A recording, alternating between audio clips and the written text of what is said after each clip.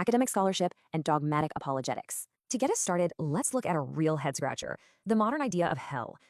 This place of eternal, fiery torment, it isn't really there in the earliest biblical texts. So how in the world did we go from a simple word for the grave, or a literal garbage dump in a valley, to that? The story of how that happened is the perfect way to see the massive difference between the two approaches we're talking about today. Just look at how this one idea evolved over time. The original Hebrew word, Sheol, basically just meant the grave. It was a neutral spot where everybody went. Simple enough.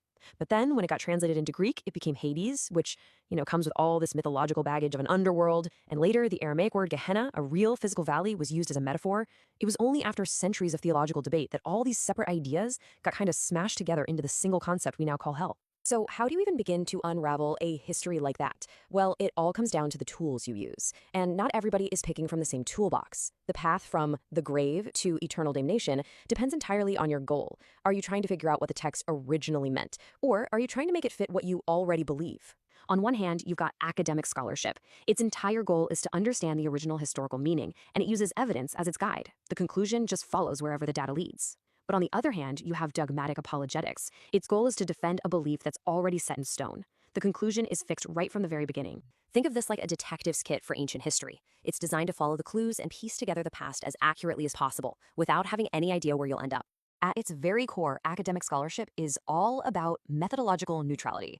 It's not trying to prove faith is true, and it's not trying to prove it's false. Instead, it's this super rigorous process that uses all this historical, cultural, and linguistic data to ask one simple but powerful question. What did this text mean to the actual people who first wrote it and read it?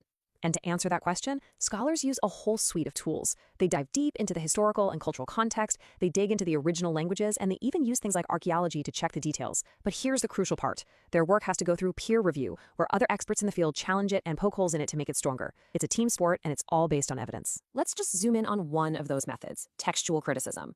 Now, this doesn't mean criticizing the text in a negative way. No, it's the incredibly painstaking work of comparing thousands of hand-copied ancient manuscripts to spot all the little differences. Was a key verse in the original text, or did a scribe add it centuries later? The goal is to get as close as we possibly can to what the original author actually wrote. It's historical detective work, pure and simple. Now let's switch gears completely and look at that other toolkit.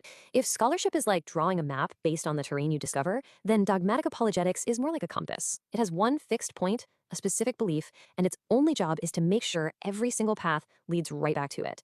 This approach literally starts with the conclusion. It begins with these non-negotiable beliefs, the dogma, and then it works backward from there. The goal isn't really to discover meaning, but to find evidence that supports and defends the meaning you've already decided on. It's an exercise in reinforcement, not exploration. And it uses a very different set of mechanisms to get there. Instead of peer review, you get social reinforcement within the group. Instead of analyzing historical contradictions, you get harmonization, which is the attempt to make passages that seem to disagree, well, agree. And instead of following all the texts, you often see a selective use of passages, the ones that best support the doctrine. The engine that really drives a lot of this is a very human thing called confirmation bias. And hey, we all do it. We naturally hunt for information that confirms what we already think, and we tend to brush off evidence that challenges us. In a dogmatic system, this isn't seen as a bug. It's more like a feature. Why are these two approaches so different, and why do people stick so firmly to one or the other? The answer has less to do with the ancient texts themselves and a lot more to do with how our brains are wired. And it's so important to get this straight. This is not about intelligence or sincerity. You'll find smart, honest, well-meaning people in both camps. The difference often comes down to some really powerful cognitive and social forces that shape the way we think. There are a few major biases at play here. There's the anchoring bias, which means whatever we learn first tends to become the anchor for everything else we learn. There's in-group bias, which makes us really loyal to the ideas of our community because, we want to belong. And in a lot of groups, you have authority bias and a real fear of being excluded, which can make just asking critical questions feel socially or even spiritually dangerous. And all these things can create this powerful, self-reinforcing loop. It starts with an idea, usually one you learn early in life.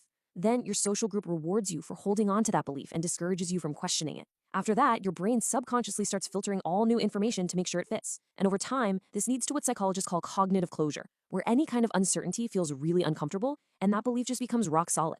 After looking at these two very different toolkits, what's the big takeaway? Well, it's that these aren't just slightly different ways of doing things. They are two completely different journeys, designed to arrive at two completely different destinations. Biblical scholarship prioritizes evidence, context, and intellectual honesty. Apologetic methods prioritizes belief preservation and consistency. See what's going on there?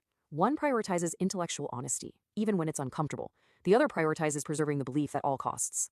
Ultimately, when you boil it all down, it really comes down to this. One approach is a journey of discovery. You follow the evidence wherever it might lead, even if it's to somewhere totally unexpected. The other is a journey of confirmation, where you use evidence like a roadmap to make sure you arrive exactly at the place you decided on before you even started. And that leaves us with one final question to think about. When we run into new terrain, new data, new evidence, which toolkit tells us to update our map to reflect reality, and which one tells us to just ignore the terrain in order to protect the map we've always had?